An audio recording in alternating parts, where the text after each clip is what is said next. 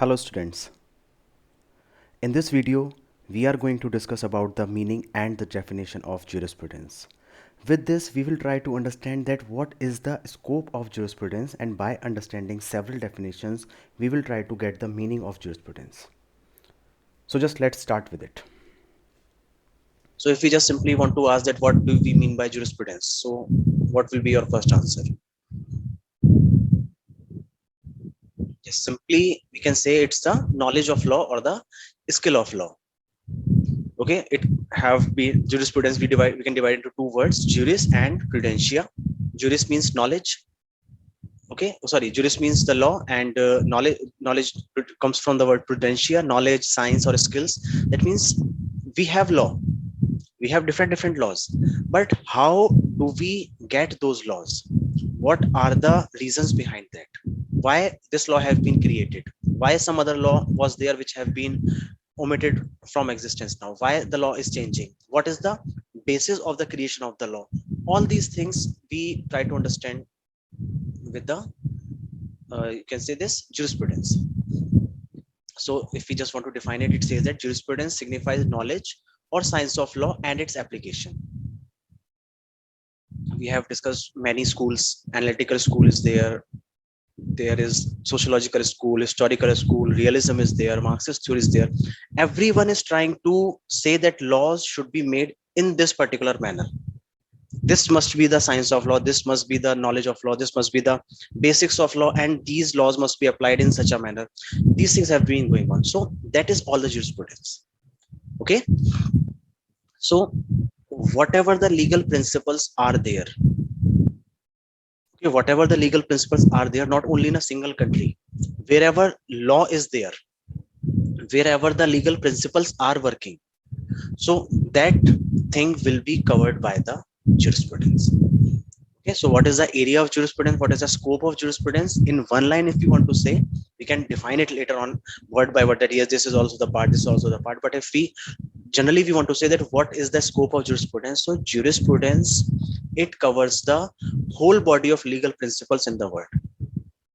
Because whenever a law is created, it is not created baselessly.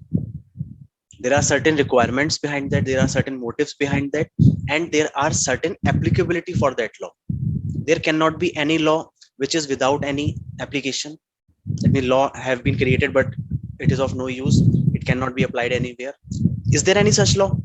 That law have been created but there is of no use. So we have the application of law, and that application lets us understand that whatever the law we have created, is it going good, or is it able to cover up the aspects of the cover up the needs of the society?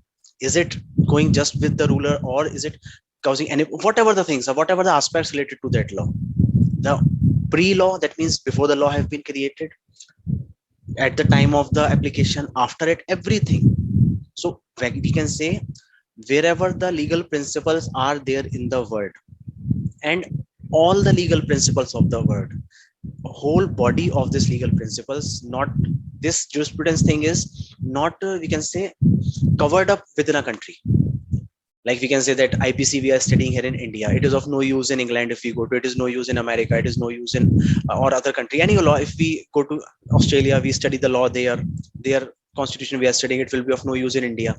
But if we are studying jurisprudence here, it will have the same applicability everywhere. If we are talking about the analytical school here, the same thing will be anywhere in the world. Because everything, the main thing is that we need law.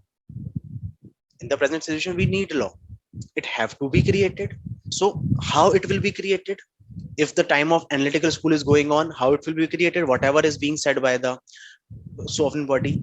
Now we are living in the sociological world, so it will be something which will be the reflection of the ruler, as well as the reflection of the people's wish, people's demand, democracy.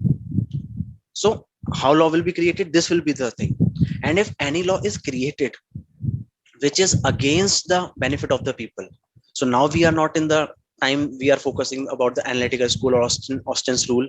We are here, we are talking about the sociological aspect, democratical setups we are talking about. So if any law, it is not going on with the aspects of the jurisprudence, the trending aspects of jurisprudence, it will be changed. So whatever the legal principles are there in the world, the whole body is covered under jurisprudence. Okay, so jurisprudence, it is the knowledge or the science of law and its application, and by this we can understand that it is covering the whole body of legal principles in the world. Okay, it is the widest meaning that we see. Knowledge of law, it is the widest meaning of the jurisprudence, we can say. It covered this three words, knowledge of the law. It covers everything, every law, every legal principle, because when we say knowledge of the law, law is endless. If you talk about India itself, there are so many laws which have been there in the past, which are being there in the present, and every time to time they are being amended. They are, some laws are being repealed, some are new laws are coming into existence. Every now and then we are amending them. So everything, it comes under jurisprudence. So it is the widest sense we say jurisprudence is the knowledge of the law. Okay, and if you talk about the limited aspect of it, so it talks about the evolution and the explanation of the general principle over which the rule of law are based. Okay, in a country, in a territory, there are certain laws which are ruling that. And if we want to talk about the jurisprudence in that limited sense, like in India, what is jurisprudence, or in a particular area, in a limited area, what jurisprudence is. So it talks about the evolution of law, how the law have evolved there, and whatever the general principles are there over which the rule of law is based, the explanation of those principles, that is jurisprudence in its limited sense. Okay, just give me a minute, there is something wrong.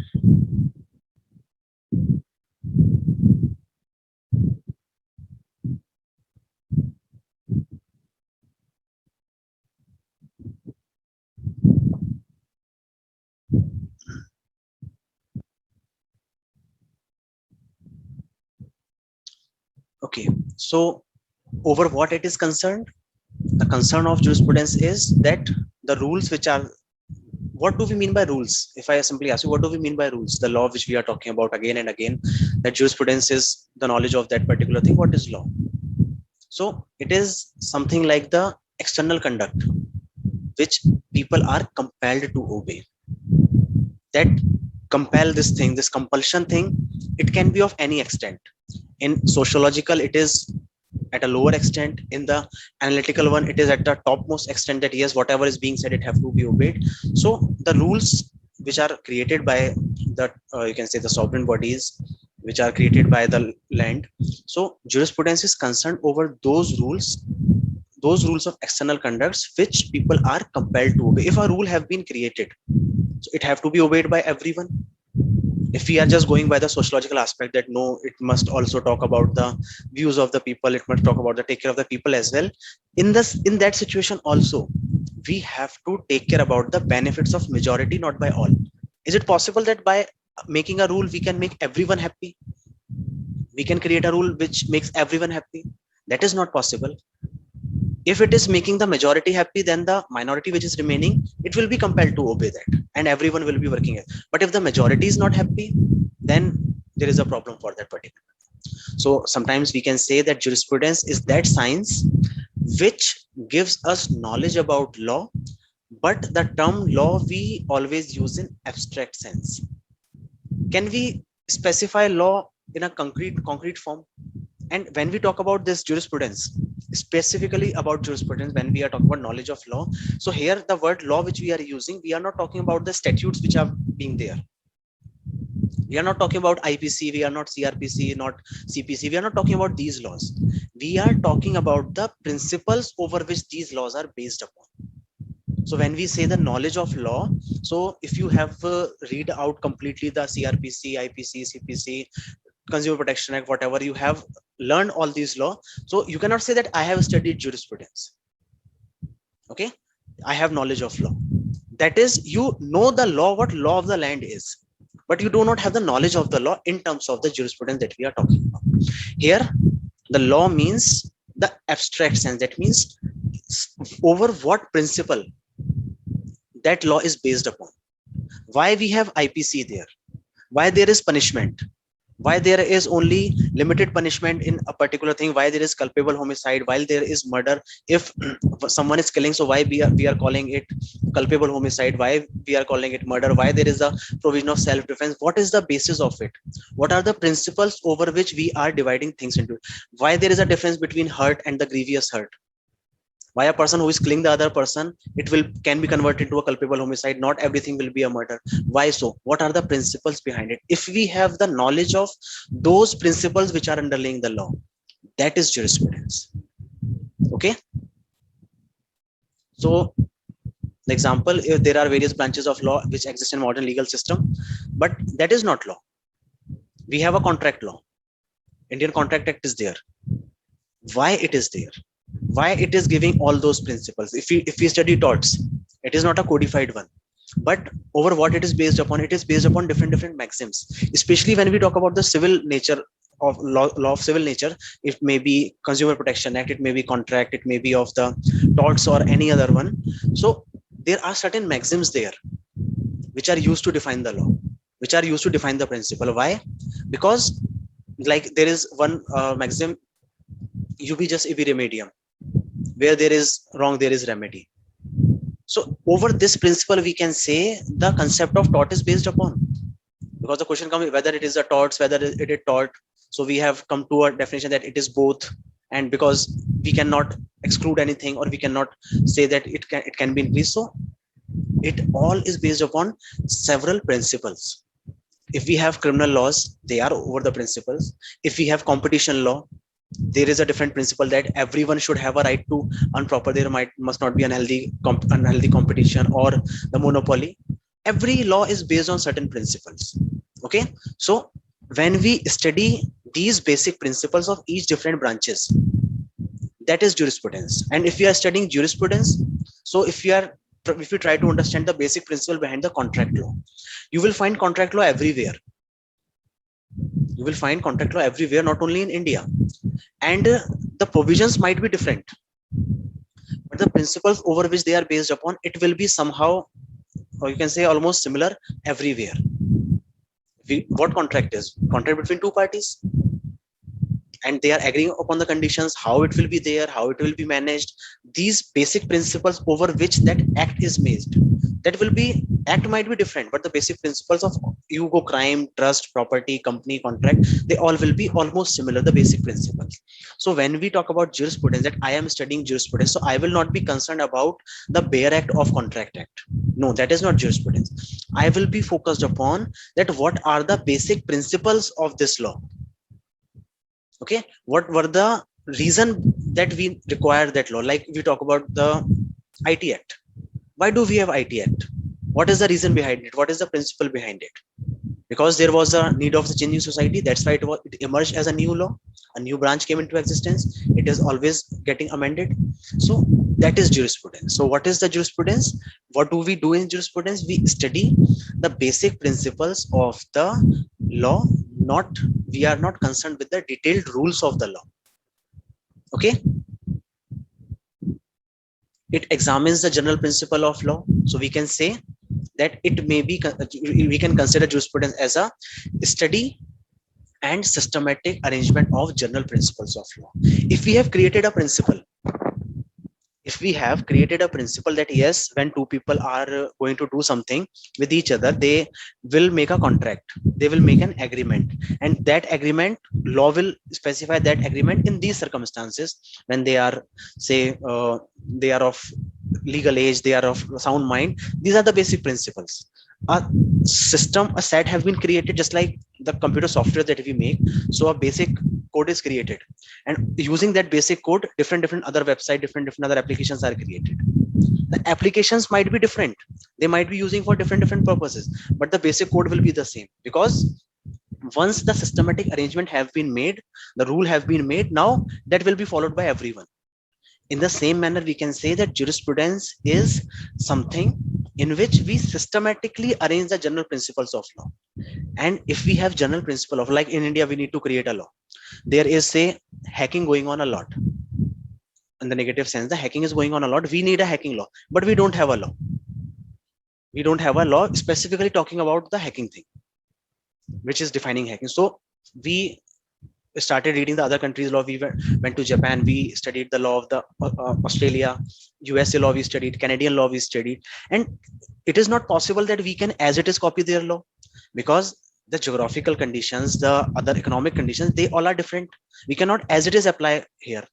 But what we can take from there is the basic principle over which their law is based upon, and we will take that basic principle to India, use the circumstances of the country, merge both of them, and a new law for India will be created.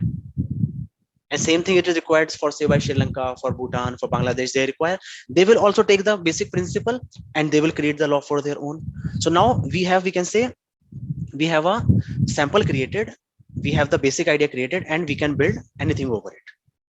Okay, the base is created, so we can say jurisprudence, it can be considered as a study of that basic principle and systematic arrangement of the general principles of law. Okay, any confusions till now getting the meaning of it? There are different definitions which have been given. If we go with the Austin, he was the first person who considered jurisprudence as science, and he defined jurisprudence as the philosophy of positive law. Positive law we will be discussing when we will be discussing Austin. What was his opinion? His opinion that the appropriate subject of jurisprudence is positive law. That means what law exists in existence, whatever the law is, that is not jurisprudence. Jurisprudence is the a positive law. Okay, that means whatever is the sovereign which is saying, that means law is something, as per Austin, law is something which is neither the moral philosophy, which is neither the sociological context. It is something which is a scientific and a systematic study of the actual existing positive law. Okay, he did not consider natural law, ideal, or the moral law as the law. He considered only the actual existing law, that if something have been said, that is law. So that study of that law is jurisprudence. This was as per the Austin. It was criticized later on how it come. We will be discussing Austin in detail. It is divided in general jurisprudence, particular jurisprudence, and in general he talked about the positive philosophy of the positive law, and on the particular one he considered that particular jurisprudence is the science in which we obtain whatever have been systematically specifically determined by the nation, that will be the law. And he was, you can say, bitterly criticized by Salmond, by the Holland and the other jurists, because when he said divides this general and the particular philosophy, it is not a right thing. Okay, I'm not going into detail of Austin because we have a separate topic given to Austin. Definition of Holland, which was given for the jurisprudence, he said that jurisprudence is the formal science of positive law. It was just we can say the modification of the Austin's one. He also included some of the other factors, and he said that jurisprudence should only concern itself with the basic principles of the concept underlying in the natural system of law. Okay, this was his definition. Every jurist have tried to give their own definition, and every definition is motivated by the time in which it have been given. Okay, because the need of the law and the meaning of the law, it have been changing as per the time is evolving. Earlier there was the king rules, whatever the king have said has to be followed. Is the situation same now? No, now we have the democratical setup almost in every country. So every time whenever there a law is to be created, it is to be created in such a manner that the majority agrees with the law. So this Holland's definition was also criticized. I'm not going into criticism or all these things right now, because that we have to discuss later on. Someone called this the jurisprudence is a science of the first principle of civil law. Okay, he said that jurisprudence can be defined in two senses. First is the generic sense, in which we are defining it as a science of civil law, and in the specific sense it can be defined as the science of the first principle of civil law. But it was also criticized that he have narrowed down the field of jurisprudence to the civil law only. When we talk about jurisprudence as the complete law, and if someone is saying that jurisprudence is only focused on the civil law, so it was criticized over this point only, that whatever you are saying, your definition might be good, but you have narrowed down jurisprudence. You are saying it the science of civil law. That means as per your definition, the jurisprudence is only covering a particular legal system. It is excluding the criminal one. That is not possible. So Salmon definition was also criticized. Gray's definition, he said that jurisprudence is a science of law, the statement and the systematic arrangement of the rules followed by the court and the principles involved in those rules. It was criticized by Stone's definition. He said that Gary has failed to determine any province of jurisprudence, rather than he have just reduced jurisprudence to merely a matter of arrangement of rules. So whenever we go with the comprehensive definition of this jurisprudence, we go with all these definitions. Neither of the definition is wrong. We cannot say that this definition is wrong, or the Austin's definition was wrong, or the other definitions were wrong, but these definitions were not complete. Okay, every definition was missing some or the other things. Someone was narrowing down to a civil part only. If we go with the Gray's definition, what it is doing, it is just reduces to the matter of arrangement of rules. What is said, it is a science of law, statement and systematic arrangement of rules. So he have reduced his definition just to the arrangement of rules. So all these definitions, as per the time, they are being studied by the jurists, and what they create a new definition on the basis of all these things and the present situation of the time. Okay, definitions are clear, the meaning of jurisprudence is clear, that yes, what we can cover under jurisprudence, and if we want to create a definition of our own, we have to include all the aspects of it. We will talk about the civil, we will talk about the criminal as well, we will talk about the law, what it is, as well as we will talk about the what law is based upon, what is the underlying principles. We will talk about the arrangement of rules, as well as we will include the moral principles, international law as well, and everything. So that is the definition of it. Okay, and if we talk about the scope of jurisprudence, so the scope of jurisprudence is, as you can say, the confusing or disputed by the jurist, as a definition have been disputed. Okay, if someone is saying my jurisprudence, my definition of jurisprudence covers the civil part, so what will be the scope of my definition? As per me, only the civil area. If I am saying my definition says that only the systematic rules will be studied, basic principles will be studied, so my scope will be limited to that only. So there is no unanimity of opinion regarding the scope of jurisdiction. Different authorities, they have given different meanings, and they have talked about the varying premises of the law. So because of these different meanings and the varying premises of the law, it have causes difference in the opinions, that what is the exact limit in the field of jurisprudence, what is the exact limit which can be covered by the jurisprudence. There is a difference of opinion between different the jurists. Okay, and so now that means still now the jurisprudence, it have been defined, it covers the moral and the religious perspective also. And later on, they see these moral and the religious perspective, they have added on, they have been given, they have been added into the definition later on. So it have created more confusion now, that now what will be the jurisprudence if we are talking about the religious perspectives, religious laws. So whether the principles behind the religious ones will also come. So sometimes behind the religious law, there is no legal principle, there is no systematic principle, there is certain saying is going on. So because of all these varying premises means we are talking about moral laws. Sometimes moral laws cannot be explained through the legal laws. Something which is morally wrong, it is not necessary that it will always be legally wrong also. Something which is religiously correct, it is not necessary that it will be legally correct also. So the premises of the law is varying. Different laws are there, legal laws are there, proper moral laws are there, social laws are there, natural laws are there, religious laws are there, and over to that there are different definitions have been given. So that is why there is always a difference of opinion in regard of that what is the exact limit which can be covered under jurisprudence.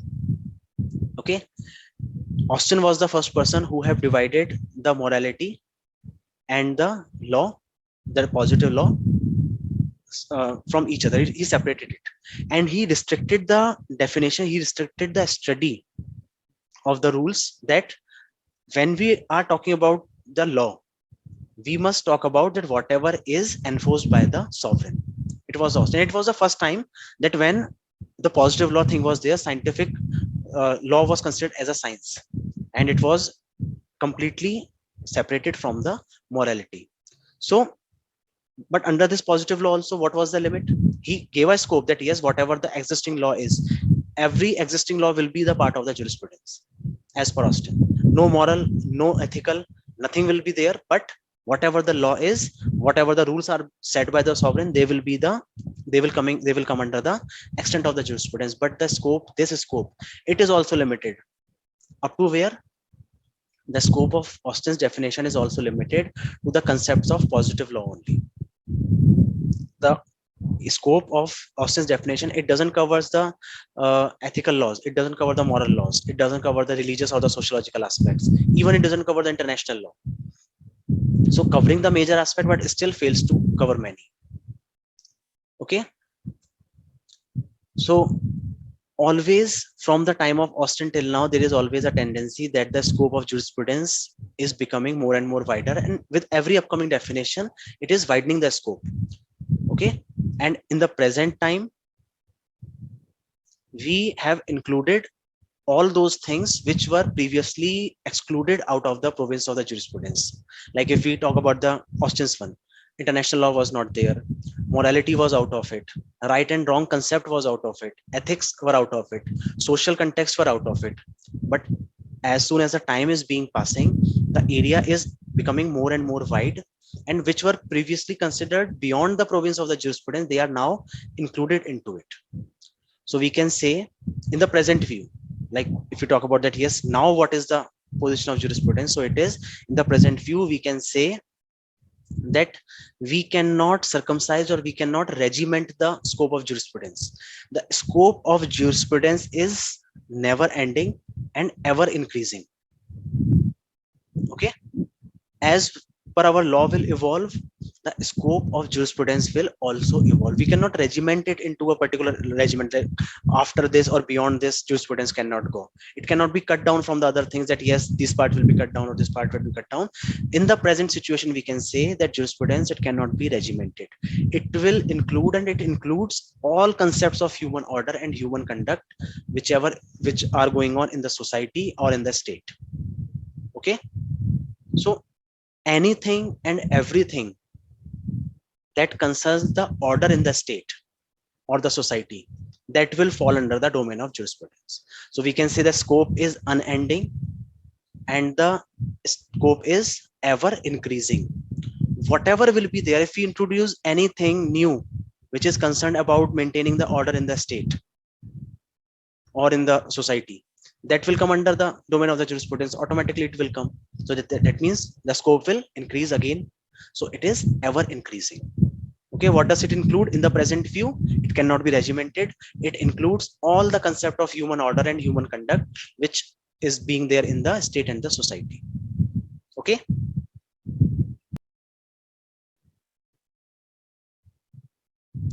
so if we go with PB Mukherjee, he have write about the latest condition or the present condition of the jurisprudence. He said the new jurisprudence is both intellectual and idealistic abstraction, as well as the behavioristic study of the man in society.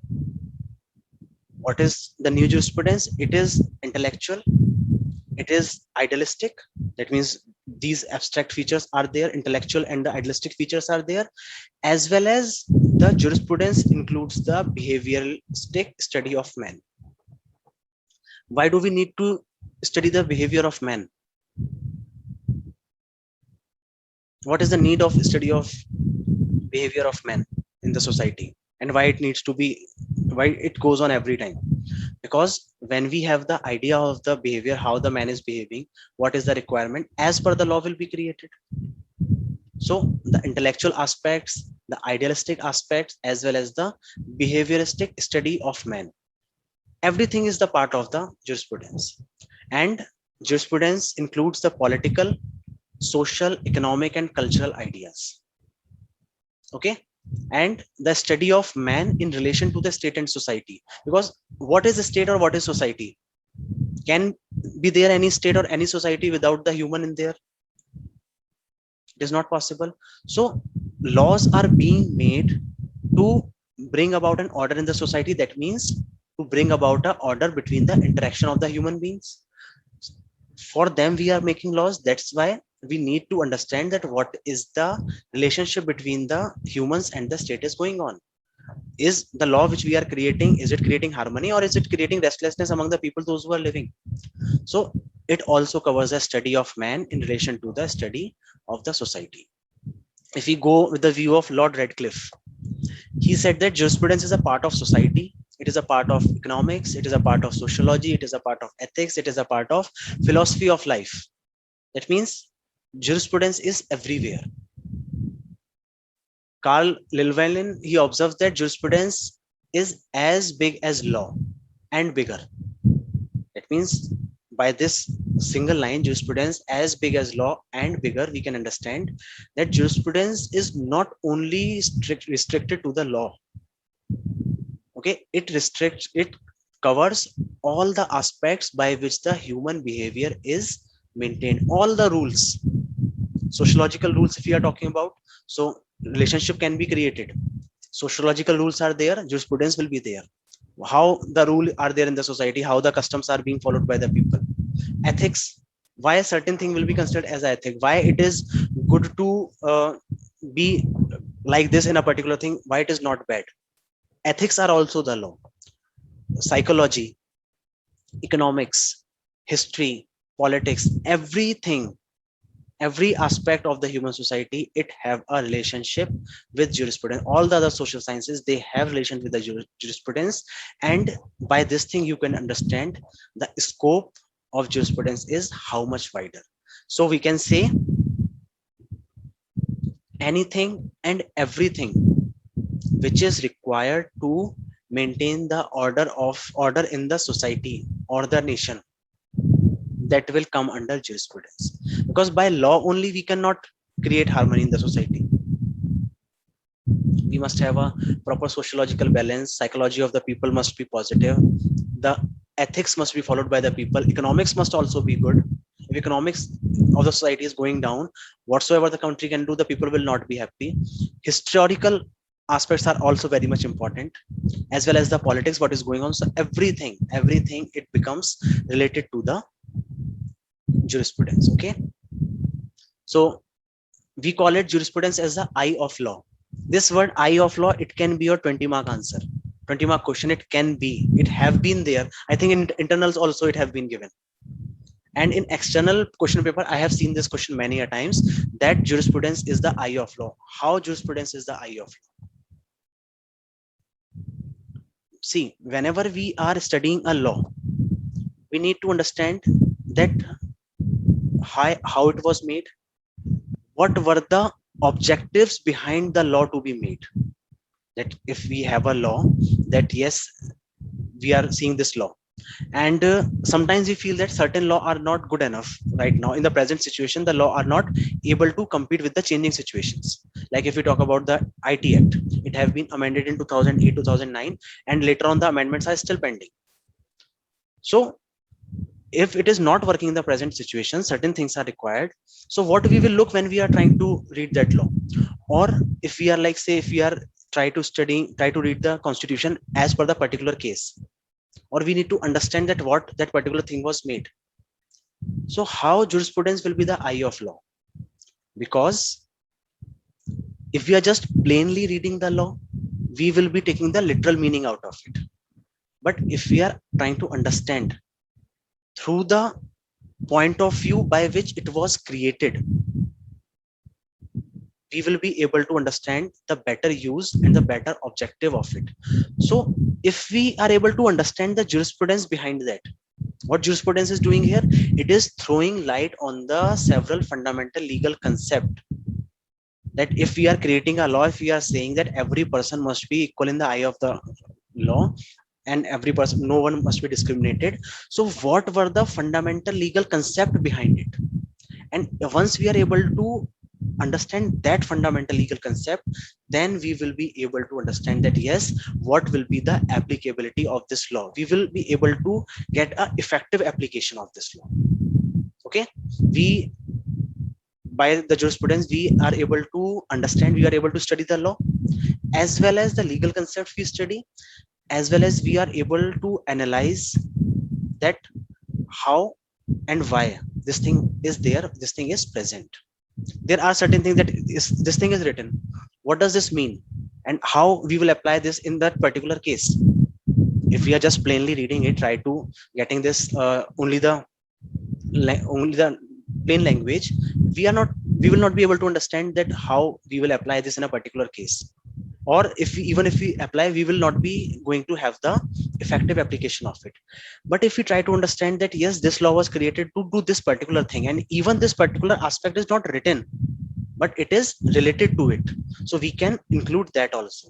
So what we are doing here, we are trying to look towards the law from the eyes of the creator itself. Getting this thing, like the painting is being created, so one person sees that, oh, what is there, there is just tree and something, the paint is being there.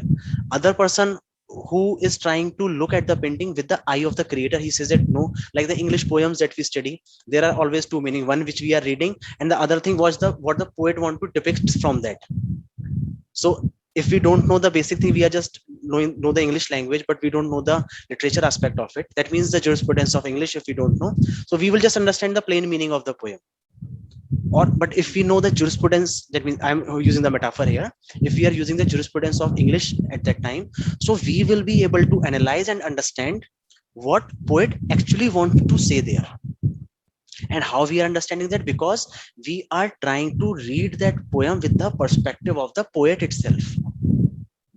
Okay, so in the same manner, whenever we are studying a law, to understand its object, that what was the actual object behind this, why it was actually created, and what were the fundamental legal concepts behind it, so that we can have the effective application, we try to look at the law which is written from the eyes of the creator, that why he created it, what was his objective behind it, what were the fundamental principles he used behind that. So by this, what we are able to do, we are able to solve many of the complex legal problems in the practical world. Because in the practical world, it is not like that one rule is written and it can be applied just like a mathematical formula. It's not like that. We have to analyze and understand each and every case, because the facts and circumstances of similar looking cases are also different. And a same law in a same verbal meaning, it cannot be applied everywhere. Certain interpretations are to be required. That's why we have a proper interpretation law. That is how interpretation we can do the proper interpretation, until and unless we are not able to understand how the people, how the person who was creating it, he wrote there, why he wrote that. So the study of this, or the analysis of the legal concept, it help a legal professional in sharpening his legal acumen. That if I am an advocate, and if I, there are so many advocates everywhere, why some are good, why some are bad? Because of the sharp legal knowledge they have. Some, they just read the law, that yes, section 4 is saying this, section 10 is saying this, and this will be applied here. There are certain who knows why the section 4 is saying that and what is the reason behind that. And there are the third category who have understood the law exactly as it was created and what were the legal objectives, fundamental objectives, so they have relating it with the other laws as well. So they are the topmost lawyers, we say. It's not that their knowledge is very much you can say brilliant, they are very brilliant and they are very well known, they can turn on any case because they know the law.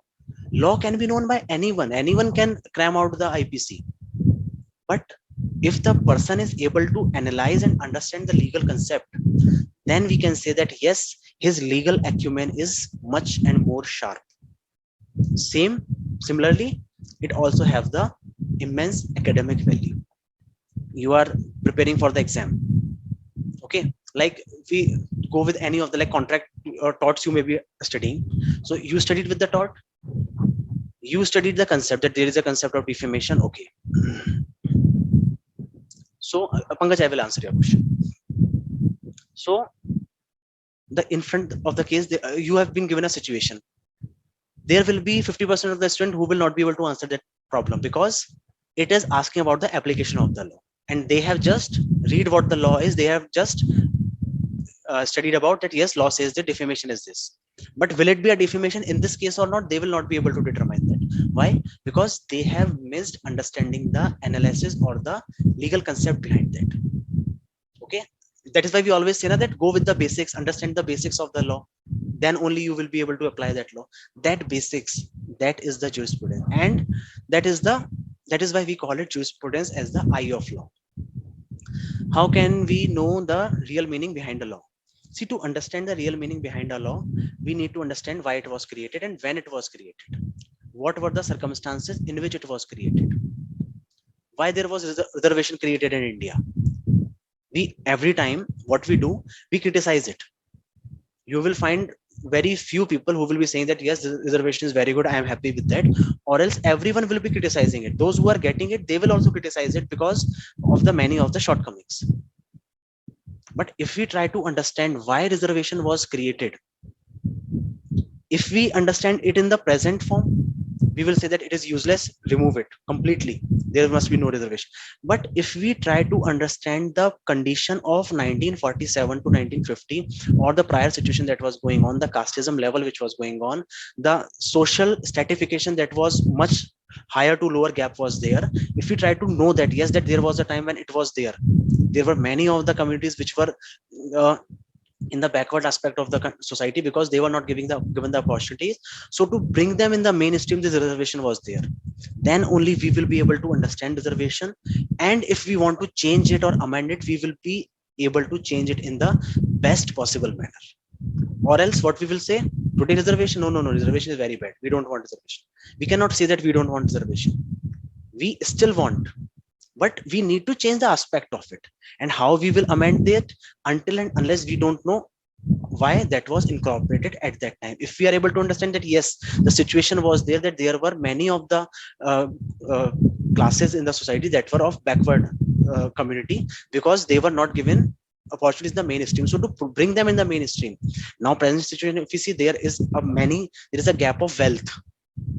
Earlier it was a gap of opportunities, now there is a gap of wealth. So there are many aspects which we talk about, that yes, reservation must be on the economic grounds will be there.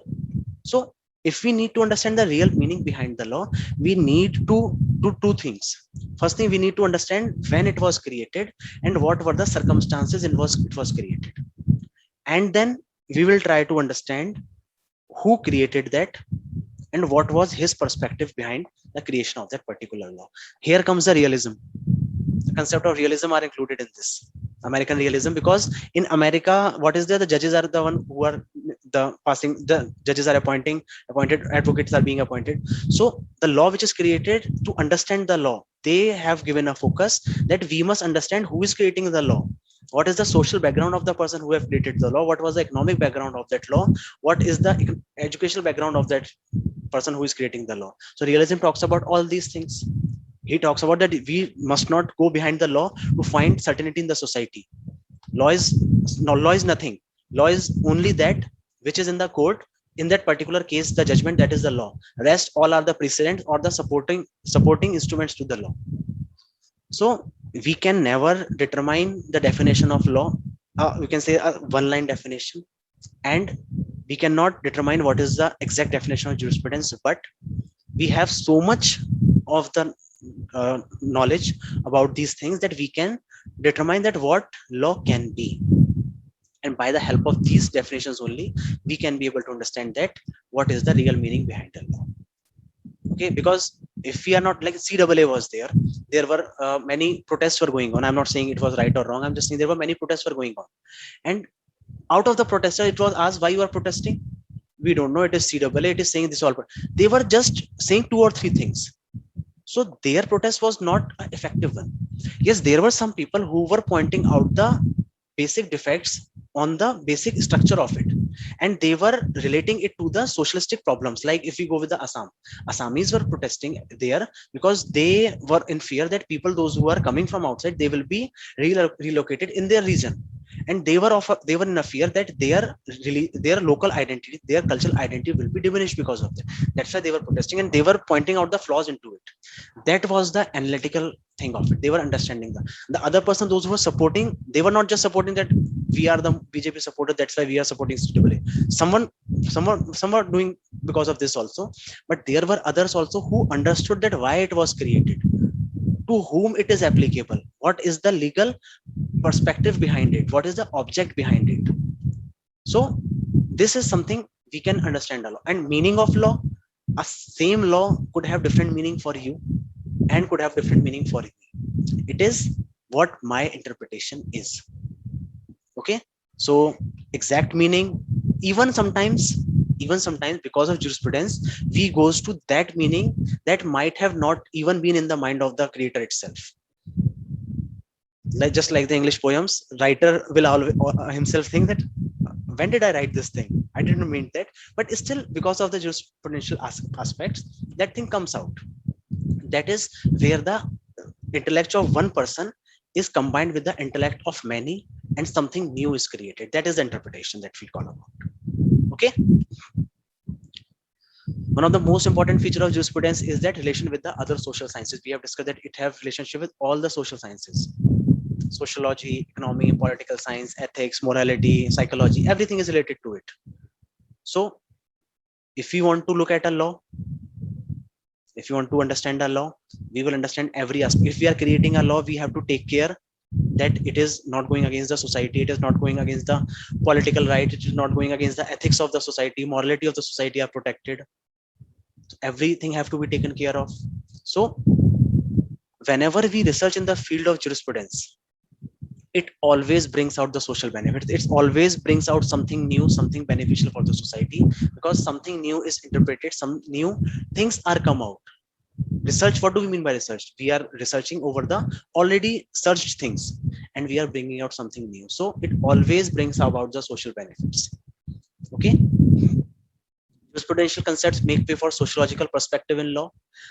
The law, more the law is related to the sociological perspective, the more that law be flexible, and the more the law is flexible, the more people will be able to adapt it.